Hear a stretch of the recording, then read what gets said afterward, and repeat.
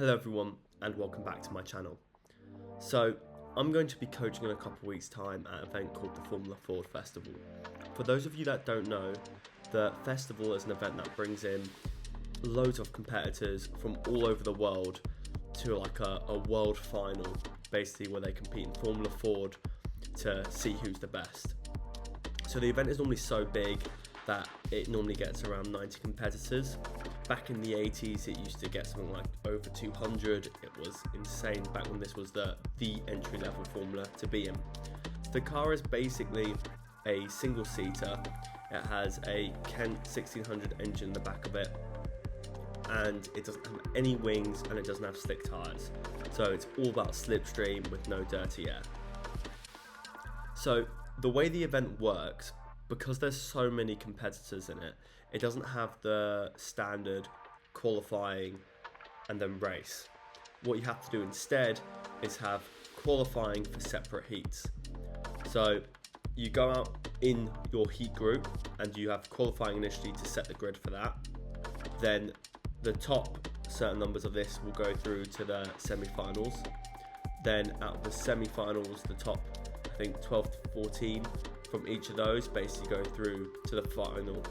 And in the final, you have 30 cars that go out and race, and there is such a high chance of a red flag early on with cars not finishing in those early laps that they have reserves lined up in a holding area, so that when it's red flagged, the reserve drivers can come out and fill in the spaces at the back of the grid to complete the grid for the final again once it gets restarted. So this is a completely chaotic, amazing racing event that I'm really privileged to be coaching at. I'll be coaching Team Canada with GBR, and since I'm going to be doing this, I thought I'd show you guys back when I competed in the Formula Ford Festival some years ago. So this is 2019. I had basically qualified really well in my heat, so I'd qualified second in my heat alongside Joey Foster, who's an extremely fast driver, ahead of the previous year's champion. And then in the heat, it's like a rite of passageway for competing in the festival. It all went wrong for me. Unfortunately, I was taken off by the previous year's champion, so I managed to claw my way back on and secure a place in the semi-final, and that's where this race is. So I'm starting in outside the position I need to be in to make sure I get into the final. So I've got a hard race ahead of me, and hope you guys enjoy it. So here we are at the start of the race. We are just at the end of the warm-up lap here, so we can see the names coming down the field of the people competing in the race. They say for the first heat, and bearing in mind there are 3 heats over the weekend, there are 30 cars contending here.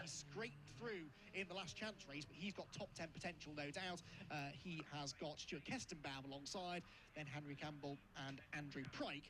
To round out the field, it will be a race over 15 laps. So we're just waiting patiently here, getting ready to get into our grid spot. Racing car of Jonathan Brown, 5th place in the national championship this year. That lines up on pole position with Matt Cowley, double US Formula 1600 champion. Here we go. As you can see, it's so crucial to be lining yourself up here, and that Brown's going to be the reason why I'm going left and right. Is I'm trying to, that's it, just point myself downwards to make sure I don't have too much wheel spin off the start here. 12 months ago, Joey Foster, one to watch for. He was a slightly disappointing 3rd place in his heat yesterday. He'll be looking to make some progress there from the 3rd row, but in the dry conditions today, overtaking, so I'm told, may be a little harder. We're going to see a few fisticuffs, I think, in this race. So with the procedure, they will now put out a 5-second board, and then the lights will come on. And then that's, as you can see, once they go out, you then start the race. So I've moved immediately onto the inside to cover the inside. Moving up towards turn 1. We've had a good enough start to keep everyone behind us, but not enough to really make up any places on the start line. Someone's got off straight away there into the gravel. There's going to be a safety car on this early laps, but as you can see, we're just trying to ham the car in front. It's not out yet, so we're going to keep racing till the boards are out. And you can see what makes Formula Ford so special here with the pack racing in front. Look how many cars are fanning out, battling on such a tight circuit. Here we go, and the boards are coming out now. Immediately the safety car is scrambled as that car clearly needs to be recovered from the dangerous position from which it's found itself in. And we can take a deep But as I was just saying, you can really see how exciting Formula Ford is with the cars being so small and giving such a punch in the air. It just means that it really pulls everybody in the pack so close together and just creates extremely exciting racing. So now under the safety car, you've got to maintain the tyre heat that you've got. Obviously we haven't got slick tyres, so it's a little bit different with the whole procedure of how you go through this. You know, you can't weave now as we pass one of the stricken cars, and then as soon as we're past it we can start to try and generate some heat again. As you can see, there are wet patches on the circuit as well, so we're just weaving, trying to maintain some kind of tyre heat. I'm trying to drop back a bit, and then I can catch the cars back up in front to build some tyre temp back in the front tyres. Here you go, big overlocking on the wheel here, just trying to really put some kind of load into the front tyre. He has got himself into the last chance race qualifying position, so as a bare minimum, the Canadian youngster is doing all he needs to at least give himself one last shot at getting through. But that last chance final race will be only a 5. You know, as you weave as well, you can be hitting the brake as well, just to generate some kind of tyre heat. And as we can see on the TV camera there, a really nice shot of our race car. There it is, looking like a fab ice cream. Because these safety car laps now are being taken out of the total race distance, and therefore giving him and some other quick drivers from towards the back of the grid less of an opportunity to... Here we go, still weaving again, keeping that tyre temp. As soon as you don't, it drops so significantly.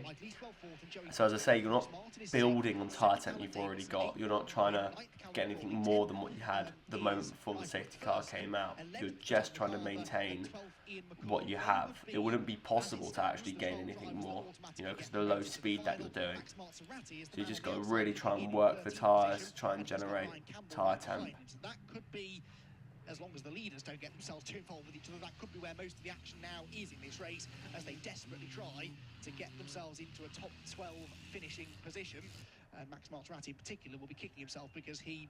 So again, everyone's backing up in the slower corners. This can be very frustrating, but you've just got to try and back yourself up so then you can get going again and push a bit through the corner to get some tyre heat.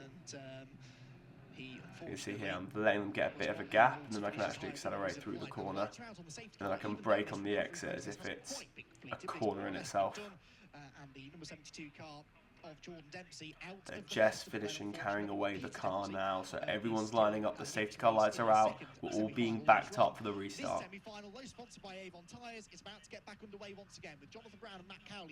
And he's gone very early here.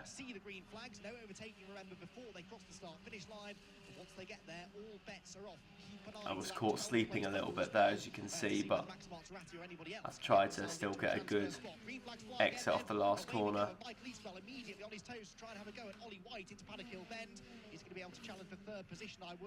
Car in front looked like he was just looking to have a move there, but couldn't. Within this top 12 puts you one row further up for that final race, the big one at the end of the weekend. So right now, Michael Eastwell will start on the 4th row of the grid. Here we go, we're right on the back of them already. And that could make all the difference as to whether you're going to have any chance of winning the Brands Hatch Formula Festival this year. Clean restart then, no change of the order as far as I can see inside the top 10. Using track limits there. So if you hit a sensor like that, most circuits in the UK have sensors on the outside. You basically have two warnings. You have they call it your first warning for free, so the first one you don't even get the warning, but you've just done it. You then get 2 more warnings, and then after that you basically get a penalty of some sort. So if you do know you're running a bit wide and you know you're going to hit the sensor anyway, you might as well hit it flat out, knowing you have a couple more warnings in the bag. Keeping an eye to the timing screen, an eye to the pictures as well in front of me, because there is bound to be lots of shuffling that goes on in that midfield, and it could be really very significant. Essentially, the top, so we're really closing up on the car in front here. and he's got a slow exit, and that's allowed us to pounce. That really shows you the difference in technique there, of basically being slow in and fast out rather than trying to be too quick into the corner but then having a slow exit. So it's a little bit of a gap to the cars in front, which is a bit frustrating, but there will be a slipstream even from this far back, and then we've just got to keep nailing our lap times to make sure we can get to the back of them. Who has lost 2 positions now in the space of just less than half a lap. So changing at the front of the field, we have had a change for 12th as well. Maximus is now into a transfer spot.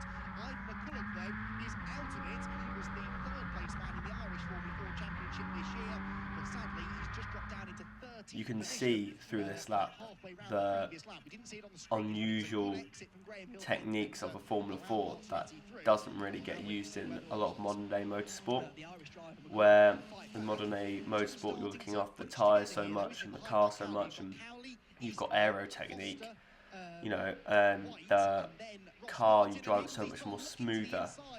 You know, like when you look at inputs of Formula 1 drivers, you see how much they're really looking after the tyres, with how smooth like Verstappen always is with his inputs and the steering wheel. A Formula Ford is very different because there's no aero platform helping you and it's pure mechanical grip. You have to be so much more aggressive with the steering wheel. For example, going into this corner here, you see me give the car a very small Scandi flick to fling it towards the apex, getting back on the power and carrying minimum speed and the revs out that way. You know, you wouldn't dream of doing that in a modern day single-seater. It just would not work. If everyone else goes to the inside, you can be absolutely certain that he will go to the outside line, carry as much speed through the corner as he can. So as you can see, we've gained a lot on the car in front over the last couple laps. And he's had a big slide there, massive slide, and it's hard to see on the video, but as there, he's waving me through. So that guy was actually one of my teammates in the festival. And very, very nice man there, letting me through and basically going like, let's work together to catch the guys in head and come through together. Yesterday, which is to start from pole position, get his head down and leave everybody else to fight for second position. Cowley, bit of a twitch on the brakes there into Clearway's corner. Eastwell sensing blood in the water, maybe gets himself in the slipstream through Clark Curve. And they head towards so again, we can see the cars in front battling. You know, in this kind of moment in the race, you're just so like, come on, give me another lap to get onto them, give me another lap to get onto them. I mean, there's no advantage to be gained there from what rubber you're running on. And Avon Tyres, a very grateful sponsor in this race. We've had another change further back, which means that Max Maserati is now into 11, so he's a bit further out of the danger zone. Tom MacArthur, though, is now the man on the bubble with Ivan McCulloch, only 0.4 of a second behind him at the start of the lap. So, I think he may have dropped back actually over the first part of this lap potentially. But Tom MacArthur, another reigning Northern champion, losing a position down into 12th position overall. All starting to stack up again behind Cowley. Here we go, so we're right on the back again now for cars in front. I believe in this race, I actually posted, it was either the 2nd or the 3rd fastest time of the entire festival weekend. So we definitely had a lot of pace in the semi-final race here. Inside line, he'll have the inside for Druids as well, and Michael Eastwell is in real danger of losing more than one place here. Up into the braking zone, they go into Druids' corner. Eastwell sends it on the brakes, there's contact between the two of them. So we're just looking for a place where we can get past. It's so hard at this circuit to sometimes get the opening you need to make a pass work, especially at this point in the semi-final. You know, like everyone here are within a couple tenths of each other in lap time, so you're not going to find the 0.6 that you need, that advantage that you need to just go up the inside. They will be braking on the absolute limit of the corner. So if you try and go up the inside, you'll have to brake so far past the limit to be able to pull alongside and get past. You can see here he's having a go, but the guy on the inside has held it very well, and it means everyone is status quo as they were before. We just show on those on the inside, but as I said, we can't just lunge up the inside with the way these wheels are so open and the cars are so light, it's very easy to interlock and go flying. But Joey, good on the brakes, as we know. They're bringing more now into play, aren't they? Alan Davidson and Callum Crawley joining in, and Davidson has a look at the inside. So again, like staying in the slipstream, staying in the slip, like even through the corner there. And we're right on the gearbox coming through here. We've had our best exit yet, so this is going to be a really good opportunity. Thing is, he's got the slipstream as well, so we're staying tucked up. He moves to the inside, and we decide it's too risky to just throw one down there, so we will have other opportunities. Just staying up in the toe again, we kind of look to the inside, decide better of it. We're right up on his gearbox again through there. Michael McPherson, Max Maserati, Tom MacArthur. The top 12, though, are fairly secure now. MacArthur's got himself 2.5 in this seconds. big train now. You know, if we'd started battling, that can normally open up the gap, but the cars in front now are. But this is going to be a good opportunity to pass. So we're going to set it up. We're going to lift at the right moment, then get the exit here that we need, and that's what we've needed to get up the inside. And job done. We're now going to get the slipstream off the car in front. This will pull us away from the car behind. Our teammate is following us through as well. We're going to keep to the right, go up the inside. That's the opportunity we've been waiting for. We've done 2 cars in 2 corners. And what makes this even sweeter is our teammate has followed us through again. So he's got up the inside here. And we've given him a bit of room on the apex, just to make sure he can complete the move, and that's it, done. So, worked out really well for our team there, managed to make up those 2 places.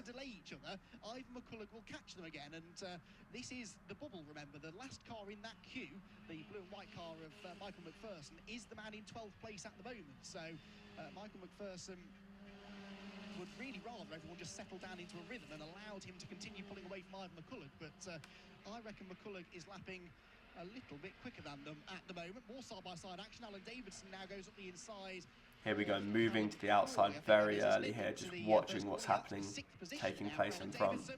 And the guy's just dipped his wheel in the gravel. Everyone's still battling. We go to the outside. We've actually broken up normal point, but they've all held each other up, and it's given us an opportunity on the outside, but we just can't go through it. The car in front is a very competitive driver who's finished on the podium here many times at the festival, so going around the outside at a corner like that normally will only end one way for the outside driver. So we think better of it, better to tuck in, again find a better opportunity somewhere else.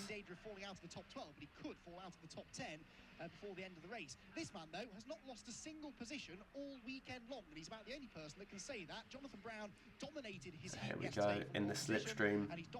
Again, we're getting pulled up, pulled up, pulled up. He's smart, he's going to stick it to the inside. We go to the outside, we brake late. We know we're not going to go right to the outside, so we go in to get a cut back. He stops it on the apex really annoyingly well, and then cuts in front, then overtake the car on the inside, who locks up. They almost bang wheels there, but he backs out of it on the outside, and now we're on the outside. We're not going to lift off to let him have it, so he has to go defensive. We're going to aim for our exit, which we get, and there we go. We're up the inside now into Surtees' corner. We managed to sneak through. Cars in front are still battling. I think that's a lap car getting out of the way. And now it's a run to the line where our teammate is actually following us as well through to the checkered flag.